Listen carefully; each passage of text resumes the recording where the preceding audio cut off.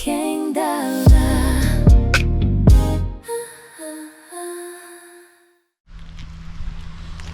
Достар, сонымен біз Кең Дала ТВ YouTube арнасының біздің бригадамыз арнайы түсіру.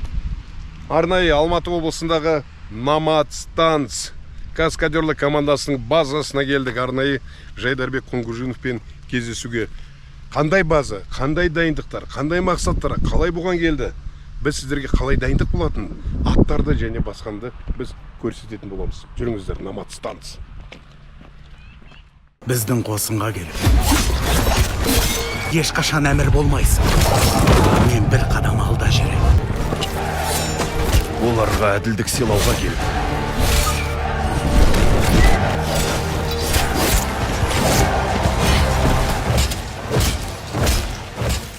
Ассалаумағалейкум, ардақты ағайын, армысыздар. Алла жұрттың арқалы азаматтары, бармысыздар бір тұтас қазақ елінің игі жақсылары. Мінеке біз Алматы қаласында. Кімде қонақта деп ойлайсыздар? Әрине, бұл бүкіл біздің еліміздің мақтанышы. Әлемге танымал Номад Станс каскадерлік командасындамыз. Және де соның бас құрылтайшысы, еліміздің мақтанышы Жайдарбек Құңғужинов бауырымызға. Ассалаумағалейкум, Жәке. Өте қуаныштымыз. Қош келдіңіздер. Рахмет. Біріншіден осында бізге уақыт бөлгеніңізге көп рахмет. Бұрыннан бері бізде жобалағанбыз, келеміз деп. Сізде уақыт болмады. Себебі сіздерде тығыз график. Анда түсесіздер, мынанда түсесіздер. Достар, қалған ақпаратты енді білесіздер, бірақ естеріңізге сала кетейін. Номад Станс біздің каскадерлік тобымыз, халықаралық тобы. Бұл 2020 жылы, 2000 жылы. 2000 жылы бүкіл әлемдік Taurus World Stance Awarding деген нәрсені, яғни каскадерлік Оскарға ие болған осы біздің Номад Станс тобы. Қошеметпен қарсы алыңыздар. Жайдарбек Құңғужинов, мақтан тұтамыз, шыны керек, Жәке, шын керек, мақтан тұтамыз. Бірнеше интервьюлерді көрдік. Сіздеріне қатысқан жобалар, үлкен әлемдегі кино жұлдыздарымен бірге неудержимый, тоқтатылмас 2, Мулан болсын, Марко Поло болсын, басқа киноларды. Жәке, енді біраз өзіңіздің осы қожайылықта көрсетсеңіз бізге, қандай біздің балаларымыз содан бастасақ. Ал ең бірінші, сіз келгеніңіз естеріңізге сала кетейін. Баяғыда цирктік, қазақ циркінің тобынан бастағансыз. Сосын осыдан 26 жыл бұрын, 2000 жылы сізге идея келді. Қалай идея келді осындай каскадерлік топты құрам деп? Енді мен 92 жылдан бастап каскадер болып жұмыс істегем осы жақта. Осы жақта Қырғызстаннан, Россиядан келетін. Жай каскадер емес, енді атта отыратын адам болып. Акробатика. Өйткені аттың үстінде жақсы отырам. Содан көрдім, дисциплинадары онша емес, сосын енді басқаша өзгертейін деген ғой. Сосын осы жерде де каскадерде жоқ. 2-ақ жігіт жүрді Қазақстаннан. Солы 2000 жылы цирктан 9 адам болдық. Ішінен 6-ауын таңдап, сол бірінші топты сонда аштық. А негізі өзіңіз атқа кішкентай кезіңізден ғой, яғни? Енді алды өстің ғой, иә. Жәке, еске түсірейік, ең бірінші, ең алғашқы киноға түскеніңіз каскадер ретінде? Сол 92-де бір югославский бір проект болған, Алматының тауында, Медеу жақта. Сол жақта «Сказание Дервиша» деген бірінші проект. Сол кезде балалар звондап, бізге осындай адам керек, секіріп түсіп, ананы тұтқанға алып, соны аттың үстіне лақтырып, секіріп отыратындай былай. Өзі секіріп отыратындай. Сондықтан мен сол жерге алды. Ол жерде бір үш каскадер болдық. Сол бірінші проект болды. Енді қиындау болды, өйткені бір аттарды алдық, әйтеуір біреуден аттарды алдық, одан үйренбеген, үркіп, әйтеуір бірдеме қалып түсірдік. Арасынан бір жақсы ат бар екен, жуас, соның үстіне ана тұтқынды не етіп, лақтырып өзім секіріп отырып, шауып кетіп, сондай. Сосын тәртен сол аттармен түстік бірге. Сол астынан алып, үстіге көтердік, үстінен астыға түсірдік, өпсім кешке шықтық, таң ата қайтып келдік қой. Сол бірінші опыт, бірінші проектім болды, сол болды. Жәке, мысалы, мен кейбір турнирлерді жүргізем ғой. Бокс болсын басқа, мені ешкім үйретпеген. Мен яғни бейнелерді көріп, басқалардың атақты Майкл Байфер сияқтылар көріп үйренгем. Сізді де ешкім үйретпеген ғой. Сізді үйретсе, цирковой акробатик трюктерді үйреткен. Ал кинодағы трюктер ол басқаша ғой. Әрине. Оны сіз на ходу үйреніп, теория үйреніп қалай болды өз өзіңізді? Кино көрдім, сосын вообще құлап өзіміз үйреніп жүрдік сол жерде. Қалай құлайтынды білмейміз. Дұрыс құлады Иә, защита не екенін білмейміз. Топ мына жер ауырады, ана жер ауырады, сонымен кішкене қиындау болды. Сосын артынан бірақ 2003-те көшпенділер деген проектқа келді ғой американецтер. Иә. Сол кезде Владимир Орлов деген ол өз кезінде Россияда болған, сол осы Каскадер. қырғыз жігіттермен бәріміз істеген каскадер. Ол қазір танымал Америкада каскадер. Танымал, иә. Сол мына атқа тік көріп, көтеріп, атпен бірге қылау, потом завал дейді, шауып келіп атпен бірге қылау, сол классика айтып отырды. Көрсеткен жағында айтып отырды. Мынаны былай істейсің. Теорияны. Мынандай жүгөн керек, мынандай не керек, аяғыңды былай нету керексің деп, соны өзім үйрене бердім. Сол былай енді үйрететін ол кезде ешкім жоқ қой. Каскадерлар өздері жұмыс істеп жүреді. Қырғызстанда, Россияға, бізде мына жерде ешкім жоқ, үйрететін ешкім болған жоқ. Солай үйрендік. Ал мына трюктерді оқыту деп жатырмыз ғой. Енді сіз әрине өзіңіздің өзгеше ерекше методиканы шығардыңыз, дұрыс па? Осы каскадер дайындайтын. Қазіргі таңда шыны керек бәріміз білеміз, сіз халықаралық деңгейде болғаннан кейін көбісі сізді мойындады, қолдайды, қолпаштайды. Шетелден келіп, каскадерлер келіп, осы методикамен сізден үйреніп кетіп жатыр, иә? Қазір келіп жатыр, иә. Міне осы таяуда бір жеті болды ма? Жыл сайын келеді. Таяуда Жаңа Зеландиядан келді, үйренді, и Канададан. Оның алдында Франция, тоже Канададан келіп тұрады, келіп үйреніп жатады. Өйткені универсальный болу қиын да.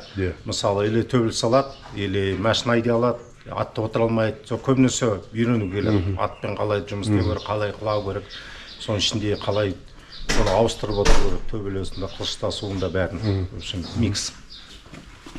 Бұл остановка сіздерде. Иә, мына жерде каскадерский, бізде школа каскадер для детей бар. Проектаны көріп, қателерді көресіз. Иә, мысалы, шай ішіп келеміз, обедқа келгенде осы жерде бәрін келісіп, неменен өзгертеміз, қалай өзгертеміз, немесе не істеу керек екен, соның бәрі. Көбінесе проекттарда өздері продюсерлар сыйлайды. Өйткені жұмысын жақсы істесең, мынау ескерткіш саған деп енді олар ризашылығын білдіреді ғой сонда. Әдемі. Трюктерді бөлінеді, дұрыс па? Трюктер аттың үстіндегі трюктер болады, төбелестер болады, автомобильный, самолеттағы дегендей парашют. Сіздердікі енді универсальный боласыз. Ат үстіндегіден бастадыңыз, төбелесті меңгердіңіз, автомобильный де бар сіздерде. Онда сізді ешкім үйреткен жоқ қой? Жоқ, үйреткен жоқ. Оны енді қарап, өзін, мысалы бізде бұрын бұлай болатын, 92-де, 3-те, бастағанда 2000 жылы репетиция деген жоқ болатын. Келдік, жиналдық, площадкаға бардық, жұмыс істедік. Ол қалай болатын, не болатын, сол тоже маған ұнамайтын. Өйткені алдын ала дайындалу керек. Бізде мысалы циркта дайындаласың. Бір жыл дайындаласың, трюк көрсетуші. Каскадерствода әкеледі, мына жерде қалайсың, аттан былай қалайсың, аттан мына жерден қалай саласың дейді. Қалай үйреніп дайындау. Ол да өнер ғой. Атты дайындау жоқ. Соны алдын ала вообще үйретіп, дайындық керек та. Дайындық болған ол кезде. Соны осы дайындық болу керек деп өзім шықтым алдында. Дайындық керек, мына балалар, қайдағы дайындық, кім сені ұстап отырады, аттармен қанша күн тамақ керек, анау керек деп балалар қолмен сілтеп жүрді ол кезде. Қырғыз жігіттер, Россиядан келеді каскадерлар, өзін дайындалу керексің. Мен сосын ұқтым, өзін дайындалу керекпін. Дайындалмасам ешқайда шыға алмаймын, түк істей алмаймын деп. Ол кезде мен коллективизация болып жүрмін ғой, союздан кейін ойлап жүрмін ғой, бұлай болу керек. Жоқ, олай болмайды екен, өзін дайындалу керексің, өзін жинау керексің, өзін қаражат табу керексің, бәрін істеу керексің. Содан басталды, ақырындап дайындық. Сосын мен енді көшпенділерден кейін неде жұмыс істедім, Словакияда. Сода каскадерлардың базасы бар екен. Бірақ мынандай емес, кішігірім. Аттары бар, мәшіндері бар, залы бар, кішігірім залы, қылыштары бар, пистолет, мына қара-жарақтың бәрі бар тренировкаға. Гимнастический залы бар, бізде жоқ. Соны көрдім таң қалдым. Мен ойладым, ойбай, бізге де керек еді, осы даму үшін осы керек деп. Сосын ақырындап осы 2007-те Моңғол деген проектті Бодровпен сүргесін, осы бір жерді сатып алдым, 10 гектарда. Ойлағым, атты ақырындап ұстаймын, сосын спорт залын бірдемесін салам деп. Бірақ ол созылып кетті әрине бір. 7 жыл қаражат іздедім, кредит алдым, осыны ақырындап ағадарым көмектесті. Енді сол ағадарым жақсы болды. Анау керек десе мынаны алып келеді, нетеді, көмектесіп осы базаны салдық. Қазір қарап отырсаңыздар, бәрі тренировка осы жерде өтеді. Бізден басқа балалар, кішкентай балалар дайындап отырмыз. Жаз бойы каникулда кішкентай балалар келеді, база бізге Nomad Kids дейміз. Аттың үстінде отыру, қылыш тасу, акробатика, гимнастика, ригинг тростармен жұмыс істеп, өздері кино түсіреді, өздері монтировать етеді. Неше түрлі киноны талқылайды. Потом бір проекттарды алады да, өздері соны түсіреді. Мысалы, Гарри Поттерді қызық, өздері киініп, өздері түсіріп, өздері монтировать етеді. Сол жастарды да үйретіп жатырмыз. Өйткені болашақта керек ол нәрсе.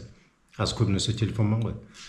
Солай осы базаны салып, қазірде міне біз 2 жобаға дайындалып жатырмыз. Параллельно біреу қазір Индияға істеп келді балалар, басқа жобаға, үлкен проектқа иностранно дайындалып жатырмыз. Құдай қаласа, бүрсігүні кетеміз. Сол тоже төбелес, фантастика ғой. Тростпен ұшады балалар, атпен шабады, атпен құлайды сондай. Тамаша. Бәрі осы жерде дайындап жатырмыз. Қызық дүние, қызық. Жәке, осыдан 45 жыл бұрын дейік. Ауылдағы кішкентай Жайдарбек Жайдок армандады ма, ойбай осындай каскадер боламын деп, ойбай осындай кинематографтың биіктерінен көрінемін деп арман болды ма ондай? Жоқ, ондай ешқандай түк болған жоқ. Өйткені мен үлкен, енді бала көп қой үйде. Мен бірінші рет қалаға шыққаным 14 жаста, бір жетіге Семейге шықтым. Сол бірінші рет өмірімде, бірінші рет қаланы бір жеті, 6 күн бе солай Семейде болдым. Мороженое жеп таң қалып. Содан уже әскерге. Екінші рет вообще ауылдан шыққаным 18-де әскерге кеттім. Әскерден келдім сол. Ондай бірдеме болады деп, кім болам деп ешқашан ойлаған жоқ. Әрине бір Құдай білді. Иә, мен енді мал жануар жақсы көрем, содан егір болам ба деп өзім нетіп жүргем. Мынандай өзім жақсы көрем. Далаға кет қап, яғни құстарды бағып сондай бір кішкене сондай адамдардың кішкене аррақ. Сол жылқы мініп сондай, бірақ ондай түк ойлаған жоқпын ол кезде, неме ауылда түк жоқ қой. Иә. Бізде космонавт қой бұрынғы сияқты. Космонавт летчик, бірақ ондай ауылда ондай жоқ деген соң, енді жоқ болды ғой. Сондықтан ондай ой болған жоқ. Ал өзіңіз де айтып жатсыз, мына қазіргі таңда мына мысалы жас көрермендеріміз бағана байқадым сіздерде. Nomad Kids өзіңіз де айтып жатсыз, курстар яғни, осы жазғы демалыс күндері кішкентай балаларымыз келешекте каскадер бола ма, болмай ма, бірақ сіздерге келіп көп нәрсені үйреніп жатыр. Иә. Сол келешекте каскадер болсын болмасын, ол әрине өміріне керек болады ол. Өзіңнің рухани дүние, құндылықтар. Сіздер физикадан басқа оларды тағы да үйретесіздер ғой. Көп нәрсе бар. Сосын мына тастарды алып, нетіп, сүгіретін салып, немесе рукоделиеде ғой, бәрі бар. Қол өнер. Иә, қол өнері. Потом плавание бар. Бассейн бар, плавание. Ол полностью психологически, физически дайындық қой балаларға. Өйткені көбі қалада, көбі түк көрмейді, мал көрмейді. Мысалы бізде мына жерде біз өзіміз ет өсіреміз, тауық өсіреміз, қой, жылқы тауда бар бізде, жылқы таза. Мына жердегі бәрі жұмыртқа болсын, мына тауықтың жұмыртқасы бәрі осы жерде. Керемет. Біз жылына 600 балапан алып, тауықтың балапанын өсіреміз. Үйрек бар, индюк бар. Сондықтан балалар таза ет жеу керек, таза тамақ таза болу керек та. Мысалы қазір көріп отырсаңыздар магазинде білмейміз ғой, не алып жатқанымызды білмейміз. Сондықтан осы жерде полностью мына таза, тамағын бәрі таза. Міне бізде шетелден келеді каскадерлар, ең бірінші сразу көрсетеміз. Міне жеп атқадар, міне мына мал өзіміз ұстап отырмыз, мына шөп жейді, жем жейді, химия жоқ, антибиотик жоқ, таза. Содан қызығады олар көбінесе. Күшті. Мысалы нанда да өздері пісіратын жерде бізде пекарня бар. Булочкадар пісірады, пирожки болсын, бәрі өз қолдан жасайды. Сатып алмаймыз, өйткені енді бала болғасын, не бар, сэс деп ішмеді, тексеріледі ғой. Тексеріледі, тазалығы. Медигіміз бар, постоянно медик балалармен. Сондықтан бәрі комплексный, сондай. Бірақ балалар кішкене өз рухы оянсын деп, өйткені көп түк білмейді, түсінбейді. Қазақ несі бар, история казахской народа бар. Қазақ халқына, әйелін өзі өткізеді, қызым өткізеді, сондай. Вообще көп білмейді ғой, мынау кімді, анау кімді десе әйтеуір интернетте ғана біледі, былай қалай бұрын қазақтар қалай өскен, не болған бәрі ойлайды, юртада жүре бергенде, мынандай жерді алып қалғаны, қаншама жерді алып қалған ол күш керек қой. Әрине. Сосын неге жылқы, неге атпен жылқы болған ол өзінің досы да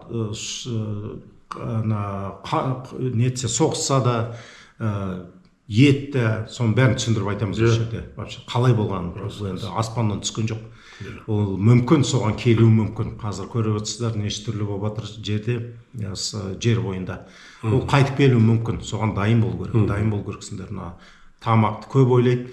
Мысалы, тауық соямыз, қой соямыз сол кезде көрсетеміз, мынау былай сою керек, ол тамақ деп көп қорқады ғой. Мысалы, фобиясы көрмеген ғой. Иә, қан көрсе сосын шошып қалады, соны тоже шошымасын, қорықпасын, өздері көрсін деп. Сол көп нәрсе осы. Жәке, енді өзіңіз айтып жатсыз ғой, мына қызыңыз осында сабақ береді екен.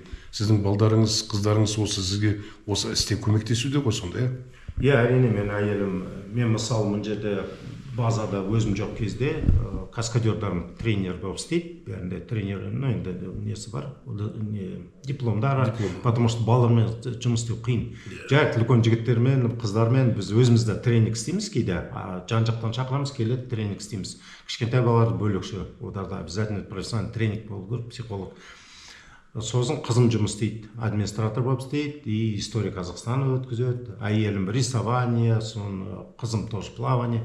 Көбінесе үйде кіші ұлым, үлкен ұлым өзімен істейді, ода ол кейде фехтование өткізіп кетеді, мастер-класс, бірақ басқа каскадердарым істей береді.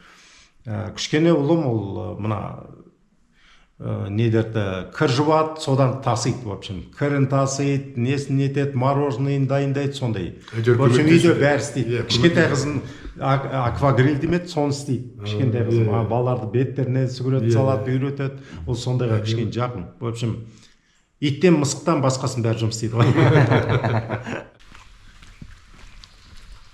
Достар, мінеке көріп тұрғаныңыз мына Номад станцияның базасы 10 гектар сатып алып кезінде түк болмаған ғой. Содан өздері егіп, міне артымызда бау бар. Қараңызшы, не деген бассейнге дейін бар, бассейн. Жазға алаң отыратын. Мына кішкентай балдарға ойнайтыны бар. Бұның бәрі Номад станция.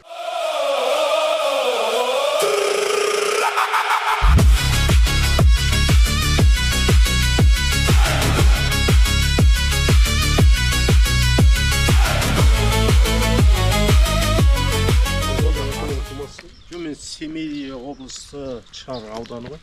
Сол жақтан. Шар ауданы. Шар ауданы. Шар ауданы. Жәке, міне біз басында әңгіменің сұхбаттың басында айтып едік қой, мына сізге ең бірінші дайындалмаған какой попал ат берген.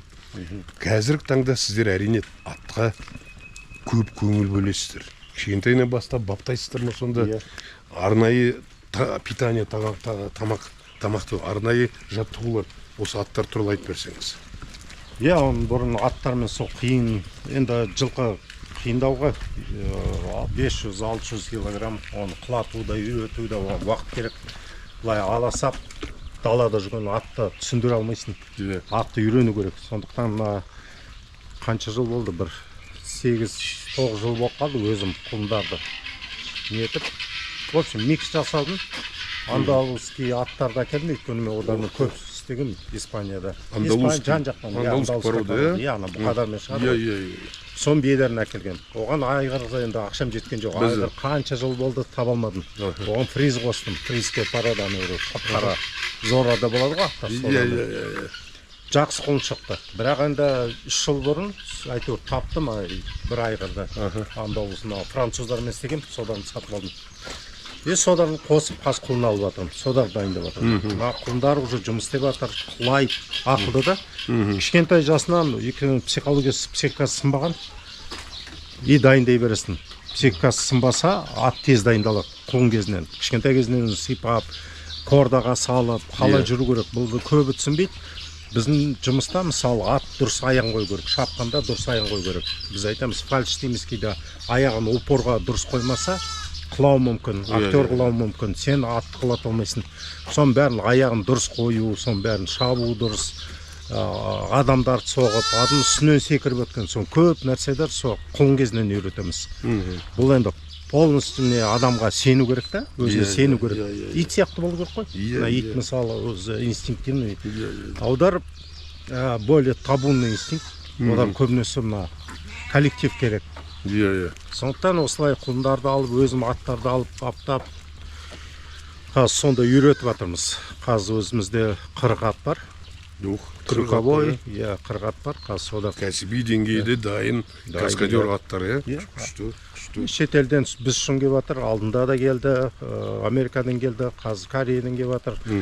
Осы именно Қазақстанда бізбен жұмысты істеп түсіріп алайық. Өйткені аттардың бәрі осы жерде, адамдардың бәрі осы жерде. Көп таңғалады. Сендер үшін келіп жатыр. Иә, біз үшін келіп жатыр. Өйткені мына жерде бәрі бар. Біз төбелесеміз, бізде шығамыз, семсерлесу, не керек бәрі бар. Осы жерде бір жерде істейміз, одарға арзан болады да. Әрине. И качествосы пайдалы жақсы. бір жерден Иә, шығады. качество. Өйткені біз бір жерге барсақ, ол ат дайындау керекпіз. Аттарды білмейміз. Қалай қылайды, қалай істейді. Сосын көп неше түрлі трюктар бар ғой, мысалы, бір атты құлату керек, өзінен шауып келіп, сосын секіріп кету керек. Иә. Қиындау трюктарды. Бізде мына жерде бәрі дайын. Иә. Мысалы, бір-екі рет көрсеттік, бір-екі рет балалармен өттік, бітті. Трюктарды, адамдарды соғу, адамдардың үстінен секіру, неше түрлі трюктар. Шыны керек бәріміз көрдік, монголдарда көрдік, басқа киноларда күшті енді жұмыстарыңыз. Ал Тобол деген сериалда сіздер жаңадан форматтама, кейбір ана төбелестерде болып кетті. Тіпті енді интернет андай болып кетті, қазақтың спецназ деп жұртта жазып, ана секіріп, басқаша болып кетті Тоболда. Сонда жаңадан енгіздіңіз ба, сонда қалай? Иә, әрбір проектта, мысалы, режиссер айтады маған, мына басқа жерде болмаған нәрсені көрсету керек дейді. Сондықтан оның бәрін дайындаймыз, басқаша жасаймыз. Қазір мысалы, мына Тамерлан деген киноны көрсеңіздер, Өзбекстан, Америка. Көрдім. Сол жерде де төбелесті өзгерттік, басқаша істедік. Енді кішкене уақыт мен қаражат жетпей қалды, бірақ одан жақсы түсіруге болар еді. Одарда қазір сериал түсіреміз, сол кезде қолына өзіміз бәрін қолымызға береміз, экшнді өзіміз түсіреміз деп.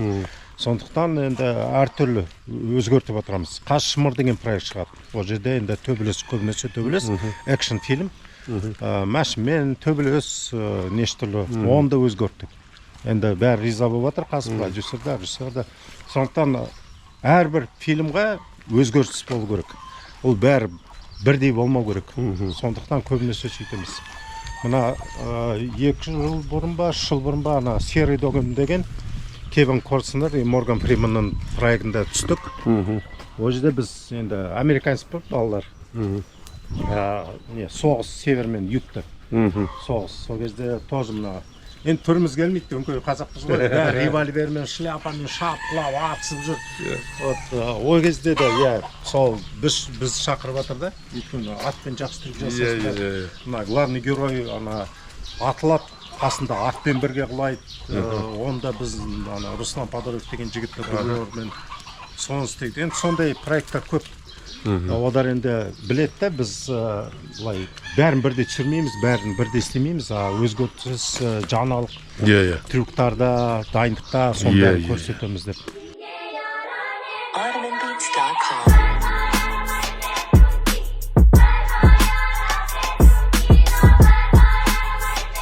Такой свою небольшую берлогу сделал. Күшті. Мына жерде астына пышақ, білет бәрі пышақ әкеліп өзін қаруға құмарсың, қару жараққа, мынандай көбінесе пышақ, қылыш. Бұны барлық жерде съемка болған жерден тырысасың ба әкелуге? Соны базарларға аралап іздейсің ба? Жоқ, ондай жоқ па? Өздері сыйлайды ғой, балалар сыйлайды, бауырларым, ағадарым сыйлай береді. Мынау мысалы көне емес бұл? Қылыш, көне қылыш. Шашқа ғой? Шашқа. Старый дейін да? Иә. Бұрын кезден, тоже 50 жылдығыма балалар әкеп берген. Маған өздерің істедің ба? Шоқпар дейін? Шоқпарды өзім істедік. Менде бір бала бар, ғалым деген. Сол өз қолынан жасайды. Әдемі. Мына Тобол деген проекттан продюсердің өзі берді. Сыйлаған ба? Главный на память етіп. На память па? Иә, да. Көбінесе продюсерда сөйтеді. Пышақты да, пышақ өздері қолмен жасап, художниктар тоже. Болған кезде өздері жасап әкетіп, сүйектен жасаған ғой. Әдемі. Викинг деген проекттан.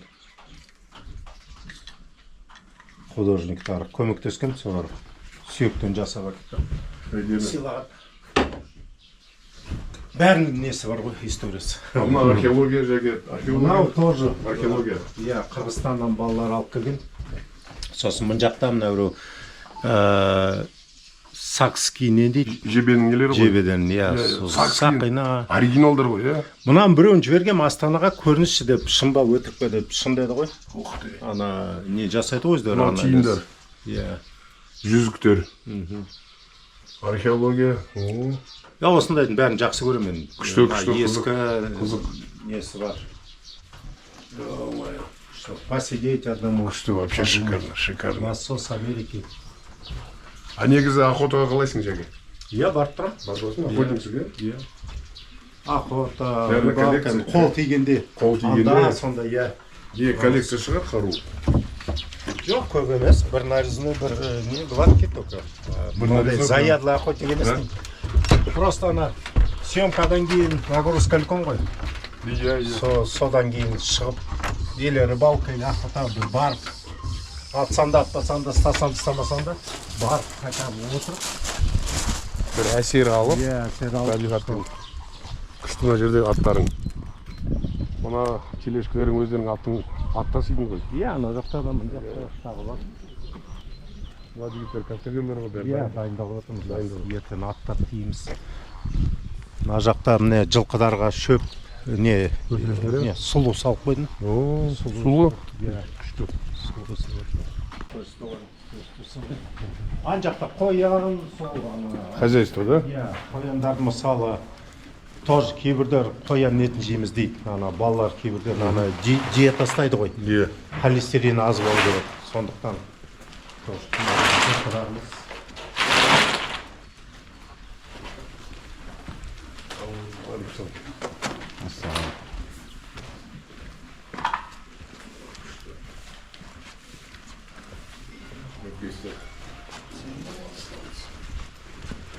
өзіміз істейміз, өзіміз нетеміз.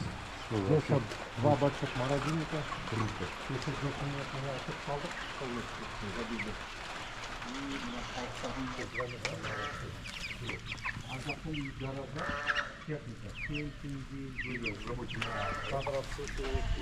Для съемок, все для съемок.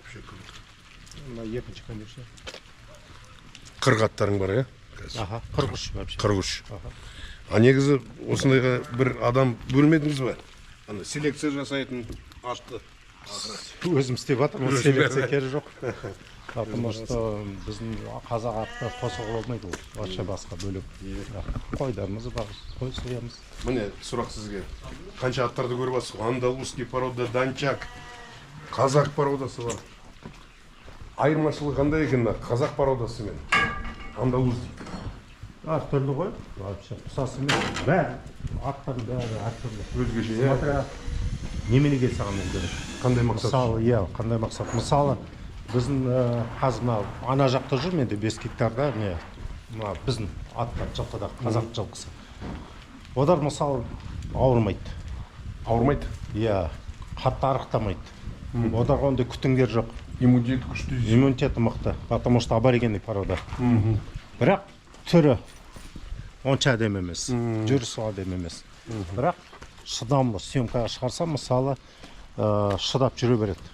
Надар, андалуздар, өте әдемі жүреді, әдемі ат, тез үйретіледі, бәріне. Бірақ не керек, күтім керек. Прививка, витамины, потом көп мініп қойсаң арықтайды. Абылай әртүрлі, ат деген әртүрлі. Сондықтан біз в основном түріктарға шабу көп неге өз аттарын пайдаланады, қазақ жылқысын. А мынандай әдемі ролик или актердің астына или қылауға уже көбінесе андалуз.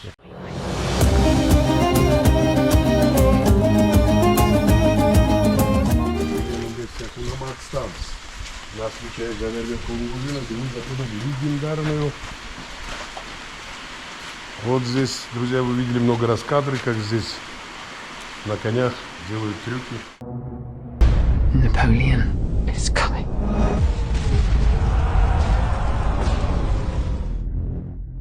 Сосын бұларды съемкаға шетелге апарған кезде сіздер ветеринарный справка міндетті түрде.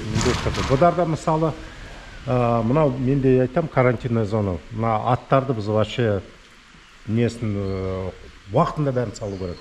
Листогонный мысалы қазір нені жасадық, сибирский язва.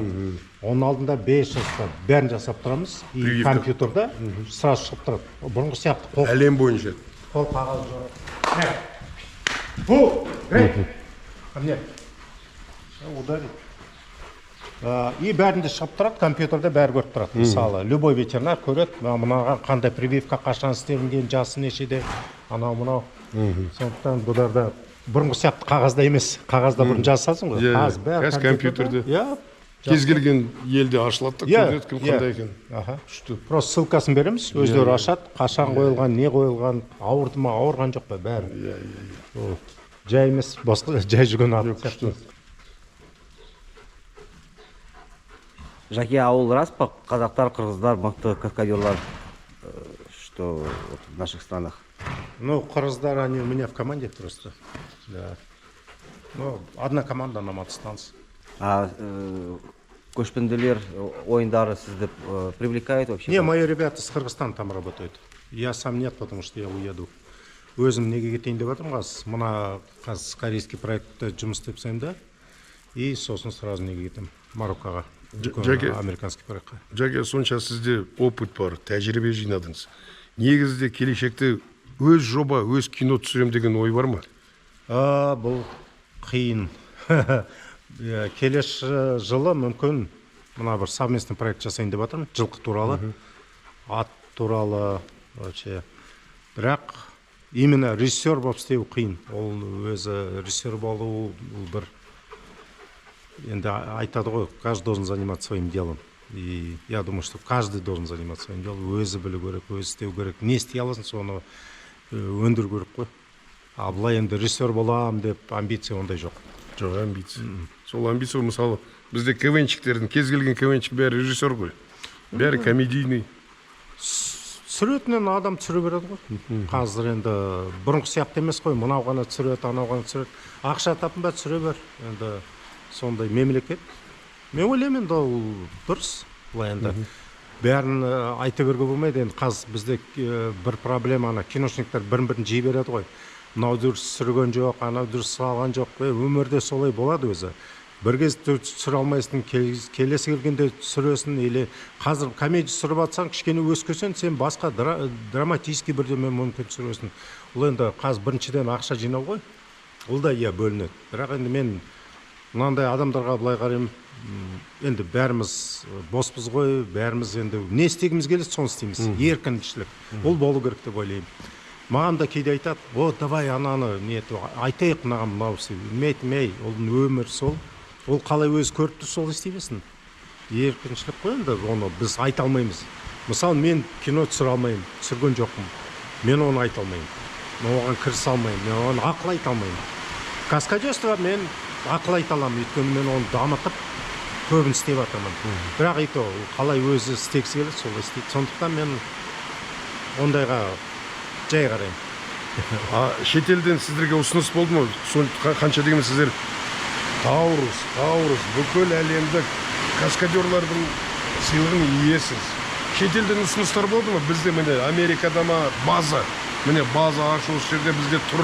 Міне қанша деген Голливуд киноның меккесі дейді ғой. Дорога домой деген проектті түсіргесі, мен сразу Америкада қалсын деп, Володя Орловтың өзі қал осы жақта дамытайық давай деп. Оған жыл жүрдім сол жақта. Барып келем, сол ұнамады. Францияда мысалы қазір медаль алдым ғой, серебряный медаль за вклад в культуру Франции. Ол жақта да филиал ашайық дейді. Қазір соны көріп жатырмыз. Турцияда аштық, Қырғызстанда аштық. Қазір неде ашамыз? Құдай қаласа Өзбекстанда филиал ашамыз. Намат станс. Бірақ өзім Қазақстанда боламын. Өзім жерінде боламын деп. Жаке, енді біраз актерларды көрдіңіз, кто запомнился? Из звезд, да? Брюс Уиллис, өйткені былай қарапайым жақсы адам. Шварценеггер и Натали Портман. Джеймс Франко. вообще жақсы адам екен. Өзі бірге төбелестік. Мен карет анасына қалам. Сол кезде байқа, сен құлақ қалма, сен бүйтем, мен былай ақырын соғам деп, өз сондай кішкене адамға, каскадерға солай жақын. Бір сөйлес, бірінші көргенде былай кішкене өзі қатты ұстаған сияқты болды, бірақ сөйлесіп каскадерларды жақсы көреді екен. Сондай қарапайым адамдар. Қазақ елі туралы сұрады ма сізден? Қандай мемлекет? Вообще дәстүрлі қандай? Әрине сұрайды Қазақстан. Мысалы Ван Дам келді, о Қазақстан, қазақ жүріңдер, о деп бірге шай ішейік деп неге барып, обедте бірге барып жүрдік. Дольф Лундгрен бәріміз. Мен Қазақстанда болдым деп, Ван Дам болмайды. Өте әдем, мен солай қарсы алған деп, жүрсі көреді кетсейік деп, өз сондай. Қарағандыда жақсы қарсы алды оны. Қарағанда, Алматыда осы жақта жақсы қарсы алды. Сондықтан қарапайым одар, жақсы. Қазір Джеки Чан Қазақстанда кино түсірем дейді. Бар ма сотрудничество? Бұлай өзім кездескем. Осында келгенде Қытайда да бар кездескем. Бірақ мен басқа проектқа кеткен жатырмын. О жерде Кундо деген жақсы каскадерс команда бар. Соны Роберт Пун деген сол режиссер болады. Бірге анда-сон істейміз. Ол шақырады сол кезде. Шақыруы мүмкін, бірақ ол мен басқа мемлекетте болам, басқа проектта.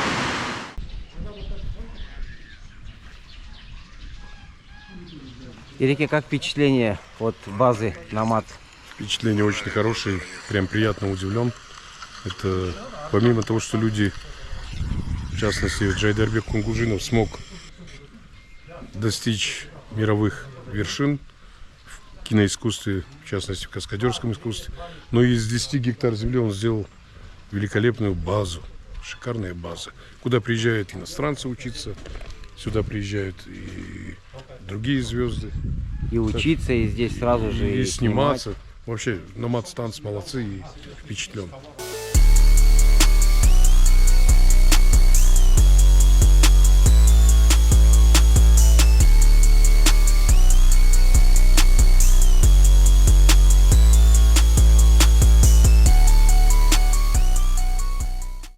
Мінекей достар, осымен біздің саяхатымыз, яғни арнайы Номад Станс базасына келіп келдік, және де Жайдарбек бауырымызға шын жүректен ризашылығымызды білдіреміз. Алдағы қойылған мақсаттарыңызға жете беріңіздер. Бүкіл қазақстандық, мен қазақстандықпын дегендер сіздің істегендеріңізге мақтан тұтады. Алдағы жұмыстарыңыз оңға бассын, тек қана биіктерден көріне беріңіз деп тілектеспіз. Жеке, шын жүректен рахмет. Рахмет. Жақсы сау болыңыздар, аман болайық, сау болайық.